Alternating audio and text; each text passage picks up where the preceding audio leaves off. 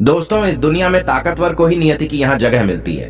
कमजोरों की यहाँ कोई जगह नहीं। ये बात आपने सुनी ही होगी और इस बात से आप भली भांति परिचित भी होंगे। इस बात में कोई शक नहीं कि पुराने जमाने में जो लोग हुआ करते थे वह आज के जमाने की इंसानों से कहीं ज्यादा ताकतवर थे। और ऐसा इसलिए है क्योंकि वे लोग जिंदा रहने के लिए खाना खाते थे और आजकल के लोग सिर्फ जीभ के स्वाद के लिए खाना खाते। आप एक और तथ्य से वाकिफ होंगे कि एक रोटी से 10 गुना ज्यादा ताकत आटे में होती है। आटे से 10 गुना अधिक ताकत दूध में होती है और दूध से 8 गुना अधिक ताकतवर मांस आहार होता है और मांस आहार से 10 गुना ज्यादा ताकतवर घी होता है। लेकिन यदि आप आज के समय पर देखेंगे, यदि किसी व्यक्ति को घी खाने के लिए दिया जाए तो वो ज्यादा से ज्यादा 1 चम्मच ही उसका सेवन कर सकता है, उसके ऊपर वो नहीं खा पाएगा। लेकिन यदि हम पुराने जमाने के इंसानों की बात करें तो उस समय पर घी उनका सर्वश्रेष्ठ भोजन होता था। आपने महाराणा प्रताप के बारे में तो सुना ही होगा। वो जितना वजन लेकर युद्ध भूमि पर लड़ते थे उतना वजन तो आज के 4 आदमी भी उठा नहीं पाएंगे। इसीलिए कहा जाता है कि तब के जमाने के लोग सचमुच जीवन जीते थे और आज के लोग तो केवल जबरदस्ती इस जीवन को जी रहे हैं। आज की जो कहानी मैं आपको सुनाने जा रहा हूँ, इस कहानी को आपको बहुत ही ध्यानपूर्वक सुनना और समझना होगा। इस कहानी की हर एक सीख को अपने जीवन में उतारना होगा, तभी इस कहानी का मकसद पूरा हो सकेगा। क्योंकि इस कहानी में कुछ ऐसे रहस्य है, कुछ ऐसी बातें हैं जिसे जानने के बाद आपको ये एहसास होगा क्या आपका सबसे बड़ा धन, आपका सबसे बड़ा ऐश्वर्य हमारा स्वास्थ्य ही है। बहुत समय पहले की बात है, एक छोटा सा राज्य था। उस राज्य का राजा बहुत दयालु था और वहां की सेना भी बहुत पराक्रमी थी। उस सेना में एक ऐसा व्यक्ति भी था जो अत्यधिक पराक्रम था और वह उस राज्य का सर्वश्रेष्ठ योद्धा था। वो इतना ताकतवर था कि एक साथ वो 50 लोगों को भी परास्त कर सकता था और राजा उसके इस पराक्रम से हमेशा बहुत खुश रहते थे। जब भी उससे कोई युद्ध करने जाता तो वो पहले 100 बार सोचा करता कि क्या उसे युद्ध करना आसान है, क्या उसे हराना आसान है। हर कोई जानता था कि वो बहुत शूरवीर है, बहुत ताकतवर है, इसलिए उसे हराना लगभग असंभव था। अपने राजा के लिए हमेशा तत्पर रहता, अपने राज्य के राजा के लिए, अपनी प्रजा के लिए जो कुछ उसे अच्छा होता वह उसे अवश्य करता। एक बार की बात है, वह शूरवीर योद्धा अपना पराक्रम दिखा रहा था। उसी वक्त उसके दोनों पुत्र वहां पर आए हुए थे। राजा ने उसके दोनों पुत्रों को देखा और राजा के मन में ये लालसा जगी, आने वाले समय में हमारे राज्य के लिए इनमें से सबसे सर्वश्रेष्ठ योद्धा कौन होगा, हमारे राज्य के लिए योग्य कौन होगा। यह बात जब उस योद्धा के कानों में पड़ी तो वो अत्यधिक चिंतित हो गया। उस योद्धा के 2 पुत्र थे जो बड़ा वाला बेटा था। वो हर चीज का हुनर सीख चुका था, फिर चाहे वो तलवारबाजी हो, लोगों से बोलना हो, आग से खेलना, हर तरफ की चालबाजी से वो संपूर्ण था। उसे जो कुछ भी सिखाया जाता वह उसे सीखने में निपुण था। वो बहुत जल्द उस विद्या को, उस कला को सीख जाता था। यदि हर कोई यही कहता कि अगला योद्धा यही होगा, यही हमारे राज्य के लिए सर्वश्रेष्ठ योद्धा बन सकता है, लेकिन उस योद्धा का एक छोटा पुत्र भी था जो बहुत कमजोर था, जिससे कोई भी चीज सीखने में अत्यधिक समय लगता था और उसे देखकर कोई भी यह नहीं कहता था कि यह कभी योद्धा बन सकेगा। उसे उसके पिता ने बहुत कुछ सीखने का प्रयास किया, लेकिन वह कभी भी कुछ सीख नहीं पाया। ना ही तो वह अच्छी तलवारबाजी कर पाता था, ना ही उसे एक योद्धा की तरह जीना आता था। वो हमेशा आलसियों की तरह पड़ा रहता। जब भी वो योद्धा अपने दोनों पुत्रों को एक साथ देखता तो उसे बहुत चिंता होती, उसे बहुत तकलीफ होती, क्योंकि वह अपने दोनों पुत्रों को एक समान बनाना चाहता था। वो अपने दोनों पुत्रों में कोई फर्क नहीं समझता था। लेकिन जब भी कोई ये कहता कि बड़ा पुत्र अत्यधिक बलवान है, शूरवीर है, वह एक योद्धा जरूर बनेगा, और जब वहीं पर छोटे बच्चे के लिए कोई ये कहता ये तो कमजोर है, आलसी है, ये भला क्या कर पाएगा, ये सुन उस योद्धा को बहुत तकलीफ होती, बहुत दुख होता। लेकिन वो योद्धा यह जानता था कि इसमें उसके छोटे बेटे की कोई गलती नहीं है। उसका व्यवहार दूसरों से अलग है और ये दूसरों से थोड़ा कमजोर है, लेकिन इससे कुछ बातों का ध्यान रखना होगा, तभी ये दूसरों के साथ पराक्रमी बन सकता है, दूसरों जैसा तलवारबाज बन सकता है, दूसरों जैसा सर्वश्रेष्ठ योद्धा भी बन सकता है। इस बात का ध्यान रखते हुए वो योद्धा अपने उस बेटे को लेकर एक गुरु के पास पहुंचा। ये वही आश्रम था जहां उस योद्धा ने भी शिक्षा ग्रहण की थी। वह उस गुरु को भली भांति जानता था और ये भी जानता था कि वो गुरु उसके छोटे बेटे को शिक्षा अवश्य देंगे, जिससे वहां भी अन्य लोगों की तरह पराक्रमी और शूरवीर बन सकता है। वो भी उन गुरु के पास ले गया, उन्हें प्रणाम किया और कहने लगा, हे गुरु, मैं चाहता हूं कि मेरा बच्चा आपसे शिक्षा ग्रहण करे। ये थोड़ा आलसी है, थोड़ा कमजोर है और ये कभी कुछ सीखना ही नहीं चाहता। जबकि मेरा बड़ा बेटा बहुत साहसी है, शूरवीर है, ताकतवर है, पराक्रमी है और इस राज्य को ऐसे ही लोगों की आवश्यकता है। लेकिन मेरा ये छोटा बेटा, जो कि मेरी चिंता का कारण बना हुआ है, मैं चाहता हूं कि अभी पराक्रमी बने, शूरवीर बने, ताकतवर बने, ताकि इस राज्य का हर कोई इसके भी गुण गाए। मैंने बहुत प्रयास किए, मैंने कई तरह के उपाय भी किए ताकि अपने जीवन में कुछ कर सके, कुछ सीख सके, लेकिन ये कभी कुछ सीखना ही नहीं चाहता। मैं चाहता हूं कि मेरे दोनों पुत्र एक बराबर, किसी में कोई कमी ना, इन दोनों को एक बराबर अधिकार मिले, लेकिन यह अपने आलस के कारण, अपनी कमजोरी के कारण हमेशा पीछे रह जाता है। मैंने इसे कई बार समझाया, लेकिन यह है कि मेरी बातों को मानता ही नहीं। मैं अपने दोनों बेटों में कोई भेदभाव नहीं रखना चाहता, मैं दोनों को एक बराबर बनाना चाहता हूं। उस योद्धा की ये सारी बातें सुनकर वह गुरु उस योद्धा से कहते हैं, मैं जानता हूं तुम्हारे पुत्र को क्या तकलीफ है, मैं इसे वैसा ही बना दूंगा जैसा तुम चाहते हो, लेकिन इसके लिए तुम्हें इसे कुछ दिन के लिए मेरे पास यहाँ पर आश्रम में छोड़ना होगा। और मैं तुम्हें यकीन दिलाता हूं कि जब तुम वापस इसे लेने जाओगे तो तुम्हें तुम्हारा यह पुत्र इस प्रकार नहीं दिखेगा। इसकी जगह पर तुम्हें वो पराक्रमी, वो ताकतवर बेटा मिलेगा जैसा तुम चाहते। वह गुरु अत्यधिक आत्मज्ञानी थे, बस उस योद्धा के पुत्र को देखकर यह समझ चुके थे कि उसे क्या तकलीफ है और उसे किस तरह से ठीक किया जा सकता है, उसे किस तरह से पराक्रमी बनाया जा सकता है, क्योंकि आखिर वो एक ऐसे योद्धा का पुत्र है जिसे अभी तक कोई हरा नहीं सका था। बस उसे इस बात का एहसास करवाना ही काफी था। उस गुरु के कहने पर अपने पुत्र को वहीं पर छोड़कर वापस अपने घर की ओर लौट जाता है।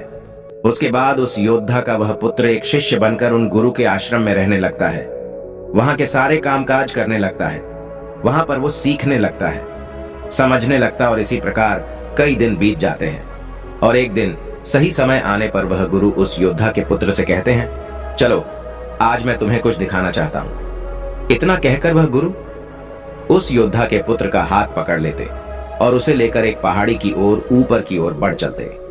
उस पहाड़ी के ऊपरी छोर पर ले जाकर वह गुरु उस पुत्र से कहते हैं, आज मैं तुम्हें कुछ सिखाने वाला हूं।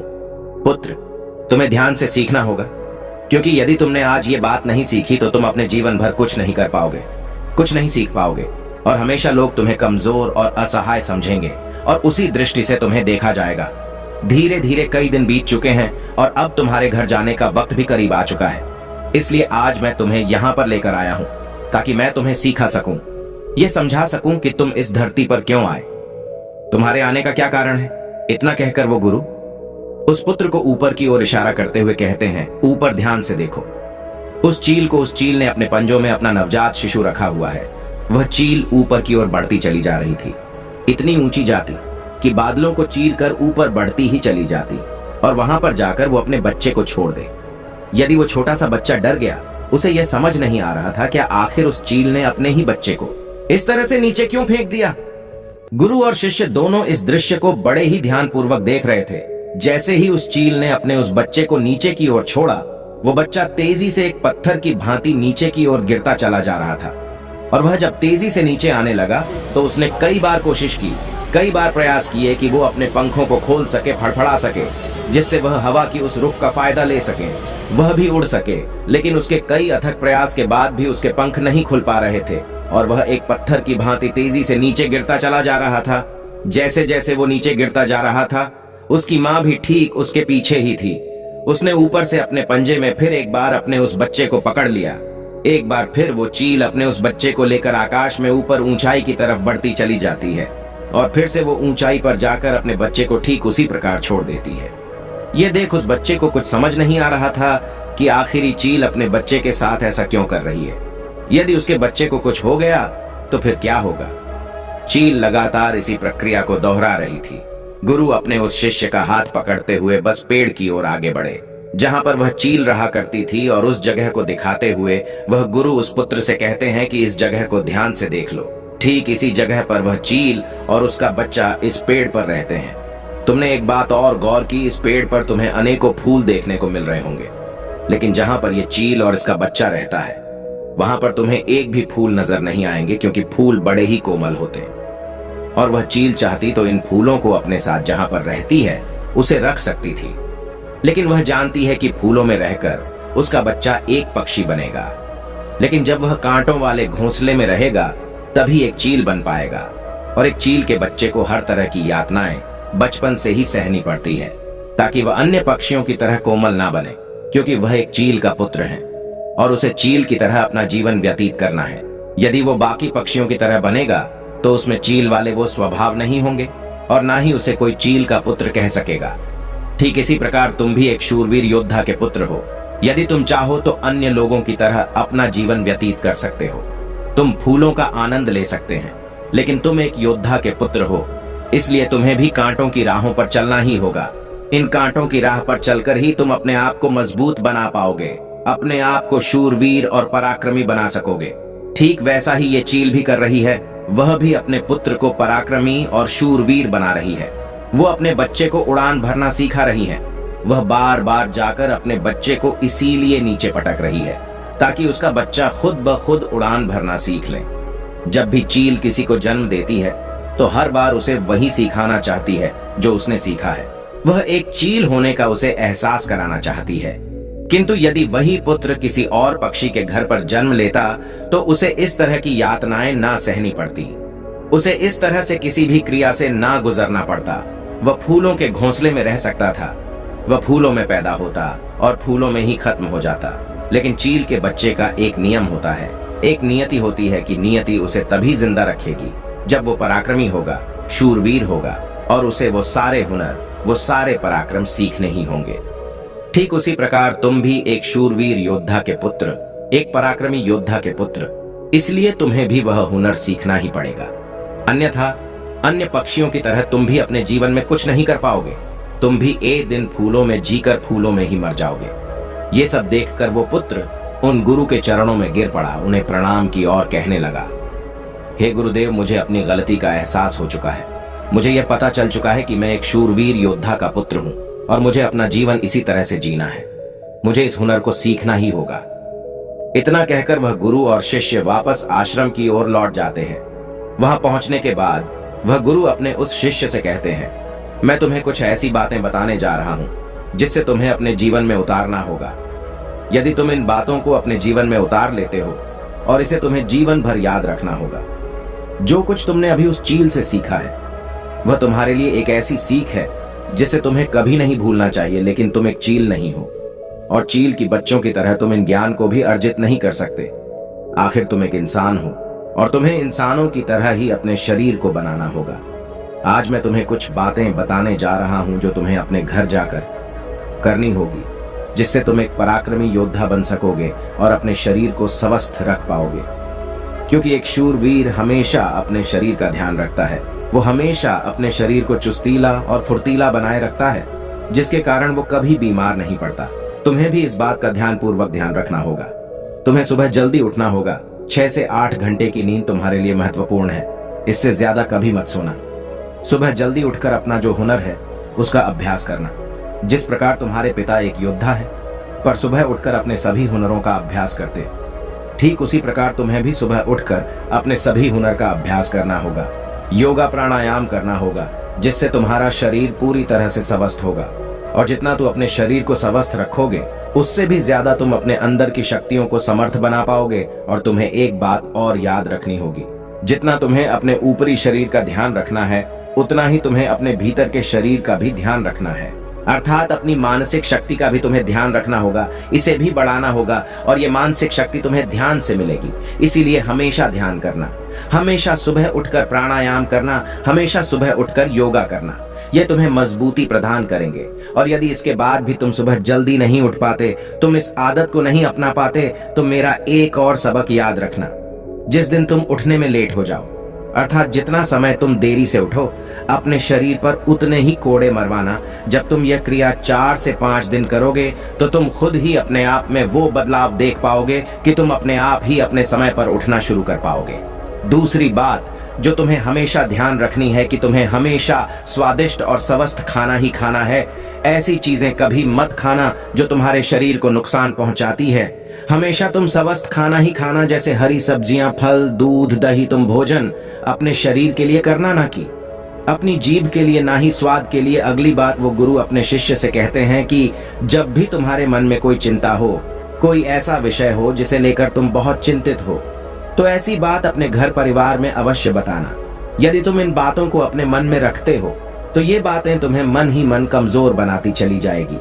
ये चिंता तुम्हें अंदर ही अंदर खाती चली जाएगी और तुम खोखले होते चले जाओगे। और याद रखना, जब हमारा मन बीमार पड़ता है तो वो हमारे शरीर को भी बीमार कर देता है। इसलिए कोई भी बात कभी छुपा कर मत रखना।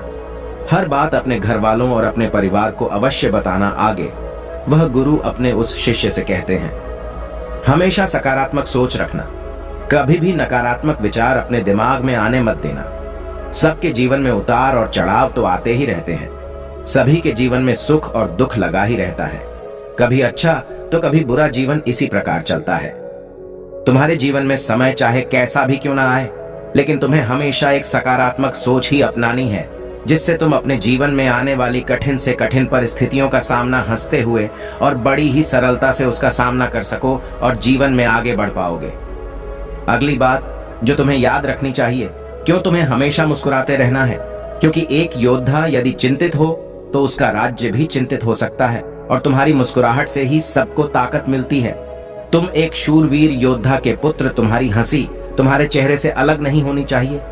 तुम्हारा मुस्कुराते रहना ही तुम्हारे और तुम्हारे राज्य के लिए उचित है, और यह तुम्हारे राज्य को एक सकारात्मक ऊर्जा प्रदान करता है। और तुम्हारा मुस्कुराते रहना तुम्हारे लिए भी अच्छा है। यह तुम्हारे भीतर सकारात्मक ऊर्जा का प्रवाह करता है। गुरु अपने उस शिष्य को आखिरी सीख देते हुए कहते हैं, हमेशा अपने जीवन में दान पुण्य करते रहना, तो इससे कभी पीछे मत हटना। तुमने देखा होगा कि राजा महाराजा ऐसे होते हैं, क्यों दान के समय पर उनसे जो मांगा जाए वो सब देने के लिए तैयार हो जाते। फिर चाहे आप उनका राजपाट ही क्यों ना मांग लें, दान पुण्य करना अत्यधिक जरूरी है। और ऐसा नहीं कि दान में तुम केवल धन ही दो, तुम किसी की मदद भी कर सकते हो। इसलिए दान पुण्य के समय पर तुम्हें कभी पीछे नहीं हटना चाहिए। जब हम दान करते हैं तो हमारे मन में एक अजीब सी खुशी महसूस होती है। हमारा मन बहुत खुश होता है, हम बहुत अच्छा महसूस करते हैं और ये खुशी हमारे शरीर को और भी ज्यादा मजबूत बनाती है। लोगों में यह गलत धारणा है कि जब हम दान करते हैं तो हमारी संपत्ति घटती है, लेकिन ऐसा नहीं है। जब हम दान करते हैं तो इससे हमारी संपत्ति घटती नहीं बल्कि बढ़ती चली जाती है। इसलिए दान करने से कभी पीछे मत हटना। जब भी तुम्हें मौका मिले, जैसा भी तुम्हें मौका मिले, तुम दान अवश्य करना। इतना कहकर गुरुवर शांत हो गए और शिष्य उन गुरु के चरणों में प्रणाम करके उनसे कहता है, हे गुरु, आपने जो मुझे शिक्षा दी है, ये शिक्षा मैं अपने जीवन भर याद रखूंगा। इसे मैं कभी भुला नहीं पाऊंगा। हे गुरु, अब मुझे आज्ञा दीजिए। मैं अपने घर जाना चाहता, अपने पिता की तरह एक पराक्रमी योद्धा बनना चाहता हूँ। इतना कहकर वह शांत हो जाता है और गुरु उसे आशीर्वाद देते हुए उस शिष्य को उसके घर जाने की आज्ञा प्रदान करते हैं। दोस्तों, उम्मीद है कि आपने आज के इस वीडियो से जरूर कुछ ना कुछ सीखा होगा। तो आज के वीडियो में आपने जो कुछ भी सीखा है, आप उसे अपने जीवन में जरूर उतारोगे, क्योंकि ये बातें आपका जीवन बदल कर रख देंगी। और हमारी ये वीडियो बनाने का मकसद भी यही है। क्या आप अपने जीवन में वो बदलाव ला सकें जिससे आपका जीवन अच्छा और सकारात्मक बनता चला जाए। यदि आप इसे अपने जीवन में उतारते हैं तो हमारा यह वीडियो बनाने का मकसद भी पूरा हो जाएगा। तो अगर आपको ये वीडियो थोड़ी सी भी अच्छी लगी हो तो वीडियो को लाइक और अपने दोस्तों के साथ शेयर करना ना भूलें। और हमें ऐसे ही सपोर्ट करने के लिए चैनल को सब्सक्राइब और घंटी बटन को भी जरूर दबा दीजिएगा। तो चलिए मिलते हैं एक और वीडियो में, तब तक के लिए अपना ख्याल रखें। धन्यवाद।